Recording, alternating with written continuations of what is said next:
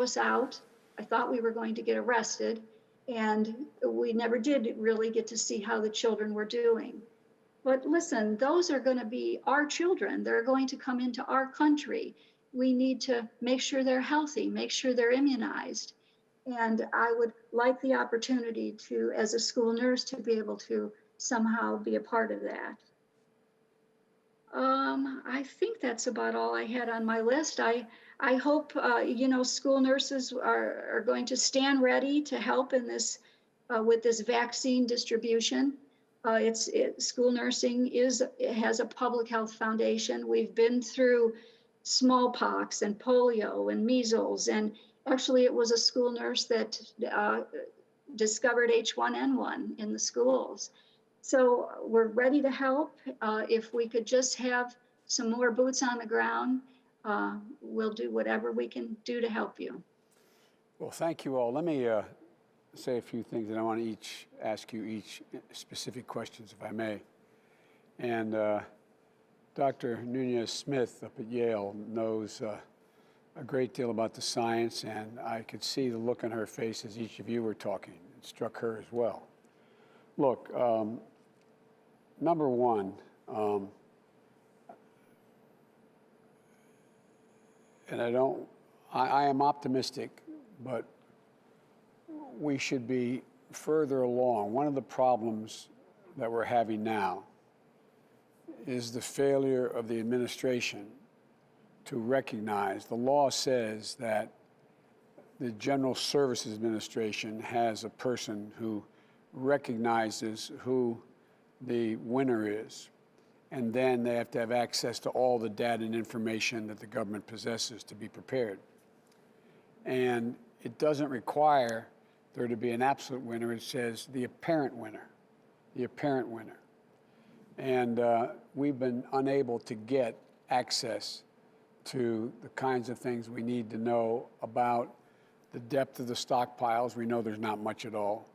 We get to the point where we have a sense of when these vaccines comes out, how they'll be distributed, who'll be first in line, what the plan is. There are over 300 million Americans that are, and beyond our border that are going to have to be taken care of.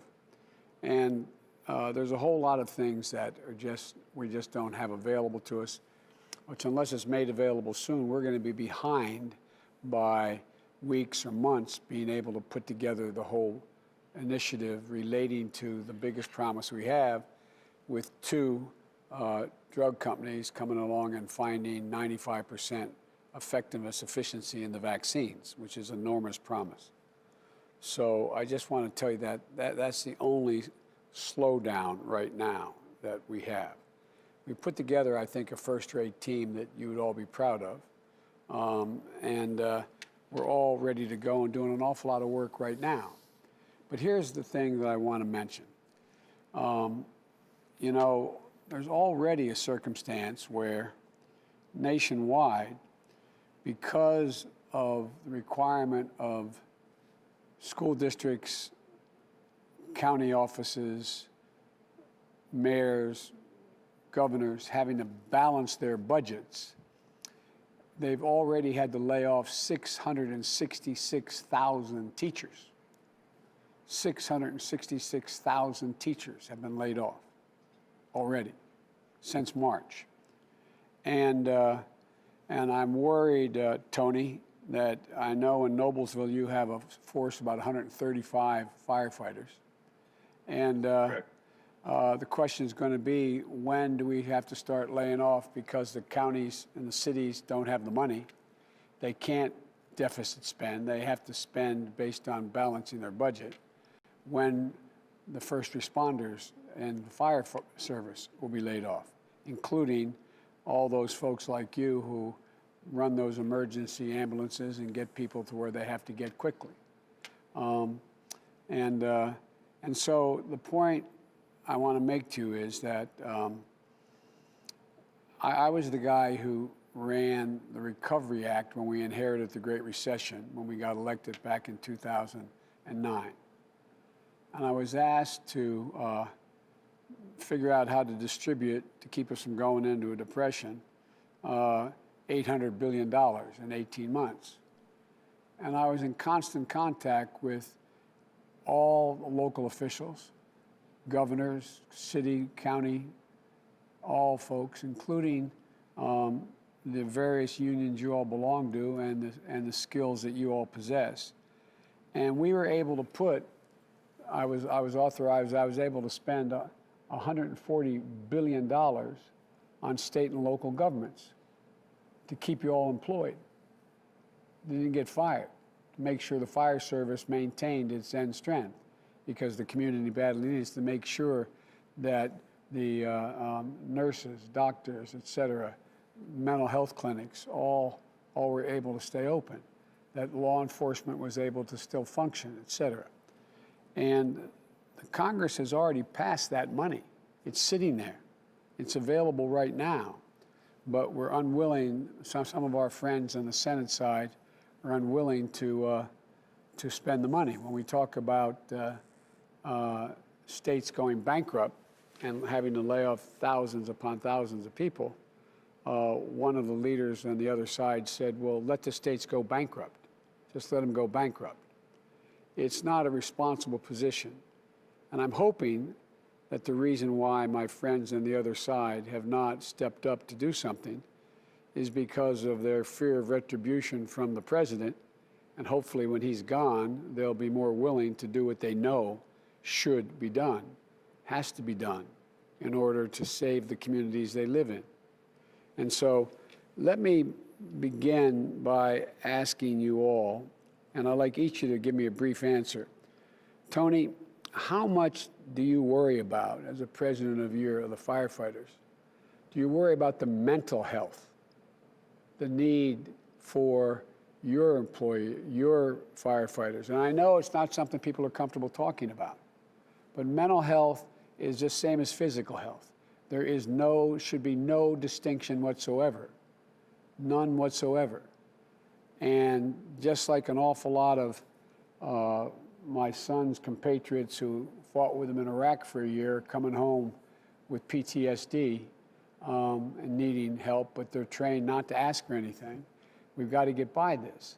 Well, I think there's a lot of emergency room nurses, there's a lot of frontline workers, there's a lot of law enforcement, firefighters, et cetera, who are suffering from PTSD, who are suffering from I mean, when you sit, Mary, and you have to hold somebody's hand dying, wanting to see their son, their daughter, and just be able to say goodbye, or you're holding up a telephone to say, so you can see it, it takes an enormous toll, not on that family, but on you, Mary, and all your fellow nurses, male and female. And, you know, when we talk about what's available in our schools, you know, when you work in what is a Title I program you're working in, one of the things I promise you I'm going to do, and we'll get past, is we're going to triple the money going into Title I schools to allow every one of those schools to have a school nurse. You know how many school psychologists there are? There used to be one for every 520 students. Now it's one for 1,507 students. It just can't go on like this. And think of all those families you serve, Pat, that in fact don't have enough food to eat and are worried whether or not the cafeteria will stay open to be able to get food to their homes. You see the lines. You see the lines for miles and miles and miles on television, people in their cars, because of the enormous food shortages people have right now. And so, and Brittany, what I look at, what you guys are doing is enormous. Think of all the people on this screen who in fact have children or have an elderly parent who's really sick and in trouble, and they have to make a choice between, do they give up their job and stay home to take care of the child who's home, who's young, and or make sure that they take care of that elderly parent who is sick and needs help. And you're there. You're there. No, I really mean it. I'm not being solicitous. You know, my dad was in hospice at my home, and my mother as well later. I watch it. I have great family, and I had an income as a U.S. Senator. But I thought of all those people that I know who had to make a choice. Do they eat or take care of by keeping their job?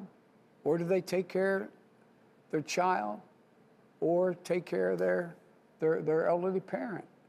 And so there's a lot of things we can do and we can easily afford to do as a nation.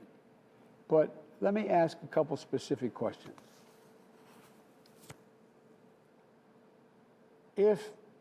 What is your sense, Pat? And tell me about what you call your Corona crew. What's your Corona crew? 'Cause I read the background on this. Talk with me about it for a minute. So the Corona crew is made up of 4 school nurses that just got on a Zoom call like we are and said, okay, what are we going to do? What are we going to do? Our children are suffering, our parents are suffering, our teachers are suffering. What are we going to do? So we created a hotline.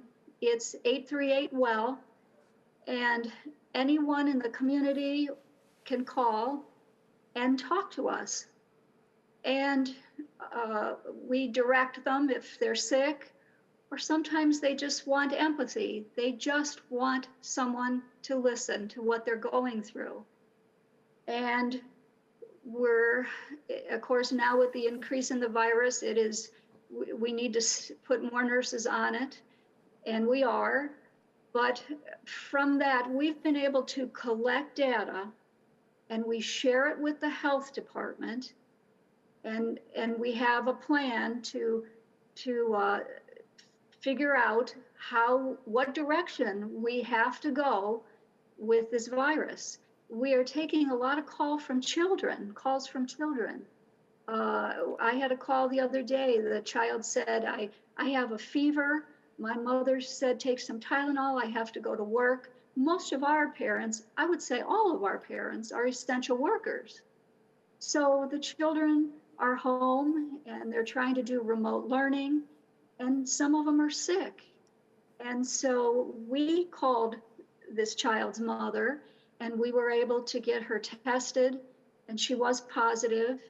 And that's how we're trying to help the people in our community. Mary, let me ask you a question.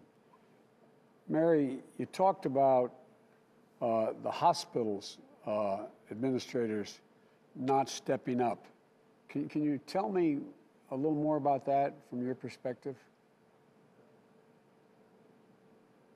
You know, first I will say at our hospital that we're down to the two shifts that we were in 95. And we're level 1 trauma. And they have tried to bring down the numbers, because we started off back in February wearing our N95s 10 times, 10 shifts. So they have tried. But this is where the lack of a federal plan has really hurt the states. I mean, I'm on the governor's task force in Minnesota. And so I know all about when we had shipments of 1 million N95s coming our way, and all of a sudden they were sidetracked and they didn't come. Yep. And so I have to place the blame on the lack of our hospitals being able to get secure supply lines. Okay. What our problem is now is that we need to be, my hospital's going down in their use, but I have other hospital systems all across M&A, and we span 4 different states that are not doing that. Nurses that are still wearing it 10 times a piece, hospitals that aren't doing universal masking.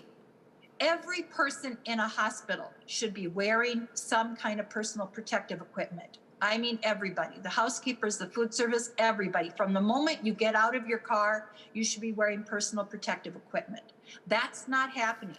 Is it not happening, Mary, because they don't have the equipment, or it's not happening because you don't think it's necessary? Well, that's the thing, is that we have yet to hear how much equipment that they actually have. And this is where it's the go ask mom, go ask dad. You've got the state saying, we've got the supplies, they just need to ask for them. And then, so that's the transparency is what we need. We need a transparency as far as how you're going to handle elective surgeries and all the COVID patients at the same time. We need transparency on how much staffing we have. What's it going to look like? When are we going into a surge plan? This is a lot of our anxiety, is the not knowing what the plan is. All right, I understand that. I have my son-in-law is a surgeon in Philadelphia at one of the major hospitals, and they're going through similar crises, but it's mainly because not being able to access PPE. And the idea that hospitals should have to compete with one another to get PPE is bizarre. That shouldn't happen at all. Let me ask you another question, if I may. Tony, what is the greatest concern that your firefighters, particularly, because I've observed that I've never seen a firefighter decide whether he's going to crawl under that car that is upside down, the roof crushed, and say, by the way, you black or white in there, or you have COVID or don't you have COVID? Do you have a child or don't you have a child? You guys just go do it. And what is the major concern your women and men are talking about these days, about whether they're going to be rescuing someone who has COVID and they're going to get it? Or is it just the constant concern and frustration about constantly being called on in times when there's no one else to call your fire department, no matter what it is? I mean, talk to me about look, I spent a lot of time in firehouses. Tell me what's going on around that table other than social distancing in the firehouse when they're having a meal. What's the nature of the discussion? We're, and thanks for bringing up the mental health piece, because, that is, in all of this, that transcends every worker. It's the mental health piece. And so thanks for bringing that up. And my union's done a great job, even before the pandemic, of bringing this issue out of the shadows and to talk about this and to get the treatment that people need. So we've been blessed to have a foundation and guidance to go to. And, we're a brother and sisterhood too. So oftentimes, we're checking in with one another. But to answer your question about the greatest concern of firefighters and paramedics, I really would answer it this way, that it's not about doing the job, because every time the bell rings, our commitment and our pledge is to respond. You can count on us always. But I think always in the back of the mind is, okay, if I contract this disease, I don't want to bring it home to my family. I don't want to bring it home to my kids. I don't want to bring it inside. So I literally have people sleeping in their car for a certain amount of time outside the home in the driveway, so they don't take it into their family until they can get a test or get a results of tests. So that, there's many things happening. People sleeping in campers, that I think is the component here is to, yes, do our job, and we'll always find a way to do our job. And we'll never ask a question. We'll just do it. That's what we do. We go and answer the call and take care of the emergency, take care of the person. This is a humanitarian effort every day, 365. That's the work that we do. But I think that those two things go hand in hand. Is that a fear of transmitting to family, but also having to just push all of these feelings down, because you got to get up and go the next day. You got to get up and do it again. Yeah. Mary, let me ask you, I've done a number of these kinds of calls over the last 10, 15 months. What I'm finding, I spoke to a registered nurse. It happened to be an ICU nurse. It was in Philadelphia. I actually was not sure. It was in Norristown, I think. But anyway, Pennsylvania. And she talked about when she got home, her husband would, and she pulled in the garage, her husband would make sure she had to change the clothes in the garage. Yep. And they installed a portable shower in like the laundry room as you went in. And so she'd strip down completely, take a shower, and cleanse and put on a new set of clothes before she'd go in the house, because she was scared to death that she would transmit it to her children. She happened to have young children, but it's irrelevant whether they're young or old.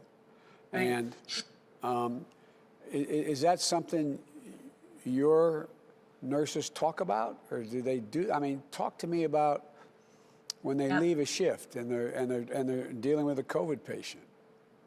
That's exactly what's happening all across the nation. Nurses all across the nation are doing that to protect their households. I've heard it. I work with a lot of young nurses with young children, and they describe that very thing. I feel for them when it gets to be 30 below here in Minnesota, changing in the garage. Well, this woman had the garage, but she was able to go into the laundry room. It's right off the garage. Yeah, I'm just trying to lighten the mood a little bit here, but you bring a very good point. You know, when we're at work, and just like with the firefighters, we do not have the luxury. We do not have the luxury of stopping and thinking about our emotions. And I think sometimes my release is when I do some kind of a media thing, because it all comes crashing around me. I listen to nurses all over my organization.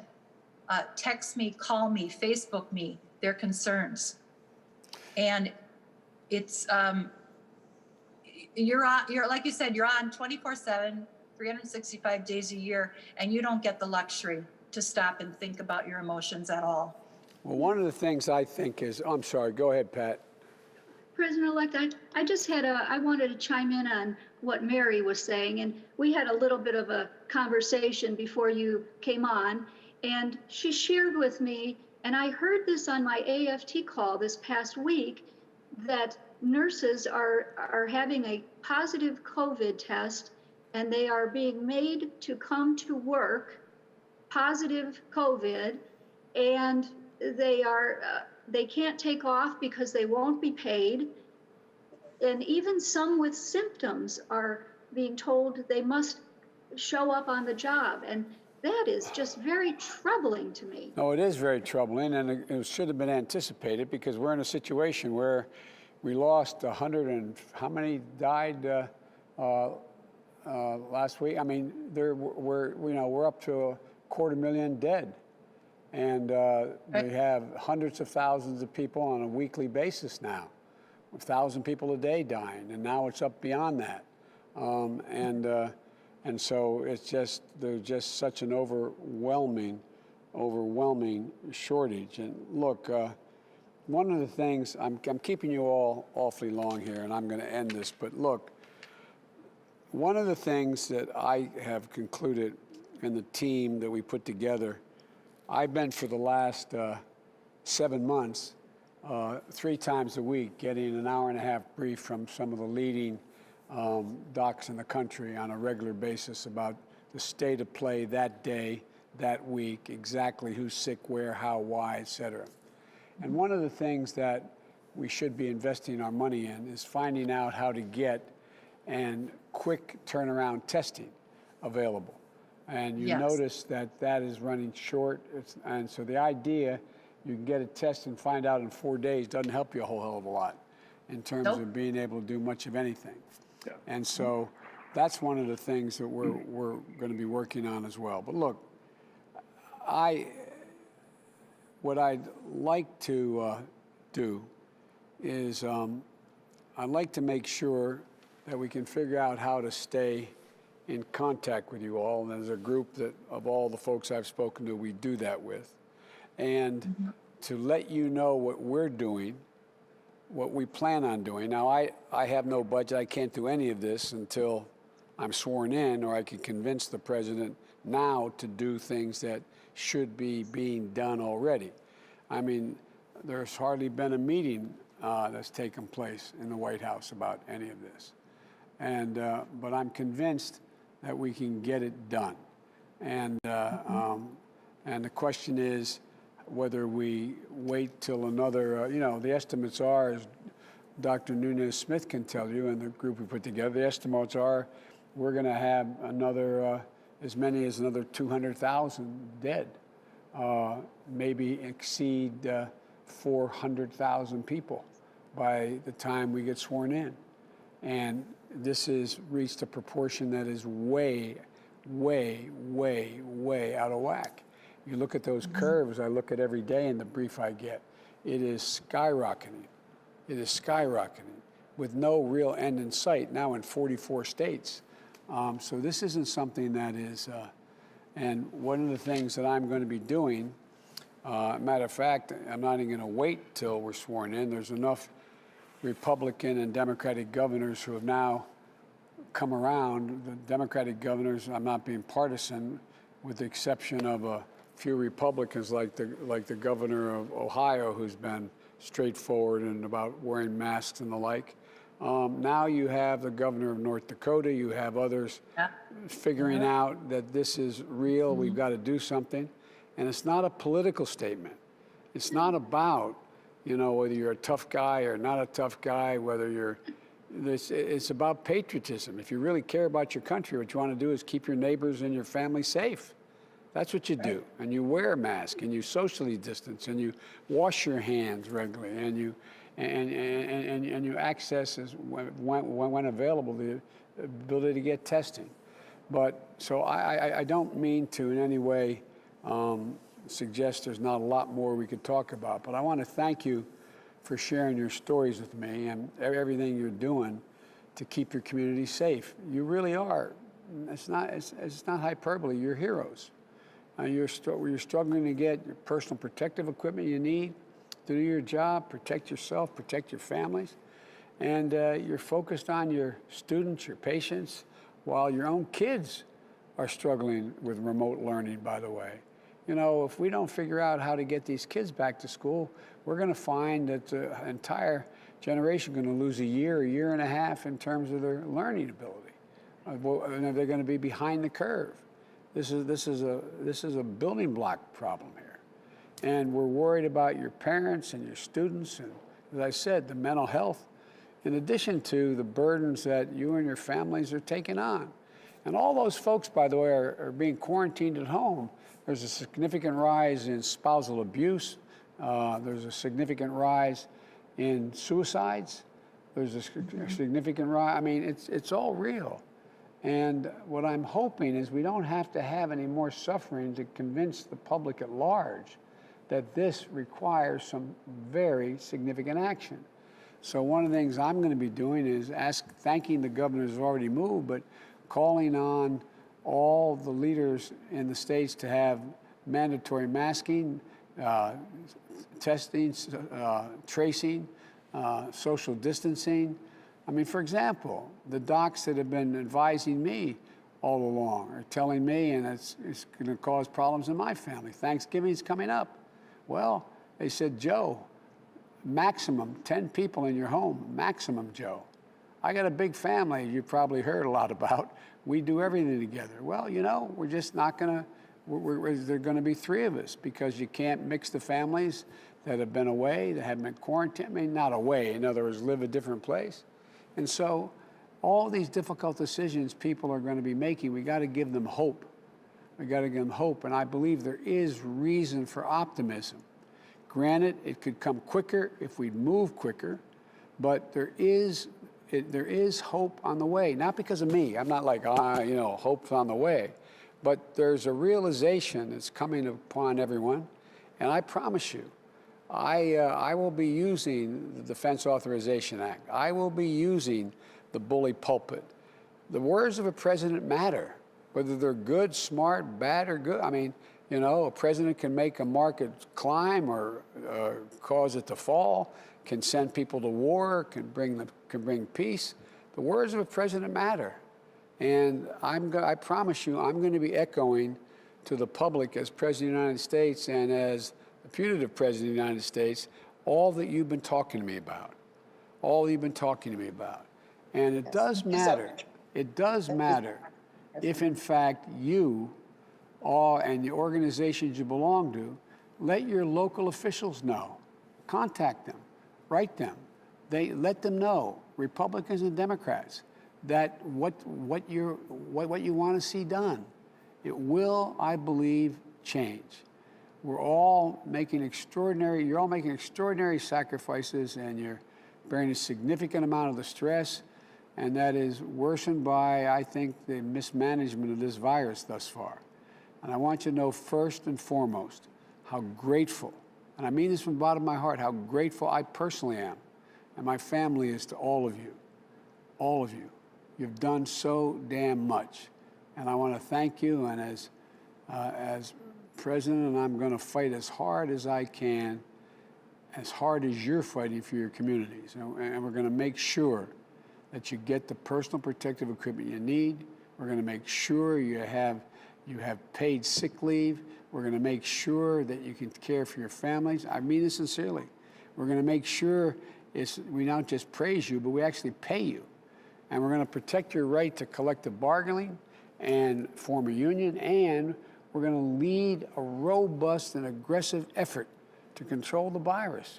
And we're going to provide cities, states, schools, businesses with federal guidance on operating. There is no one single place anybody can go to get the kind of guidance they need, whether it's opening a school or maintaining access to health care.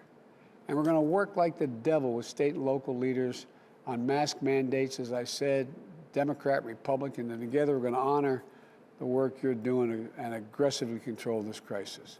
I promise you that's what I'm going to attempt to do. And when I make a mistake, I'll acknowledge it. I'll take responsibility, because this is like going to war. This is like going to war. You need a commander-in-chief. I'm sure I've watched a lot of presidents in my career. I'll make mistakes, but I promise you, I'll acknowledge them when I make them, as well as I'll take responsibility. So thank you, and as my mother would say, hope you keep me in your prayers too, that I get it right. Okay? Thank you, President. Thank you. Thank you. Thank you very much.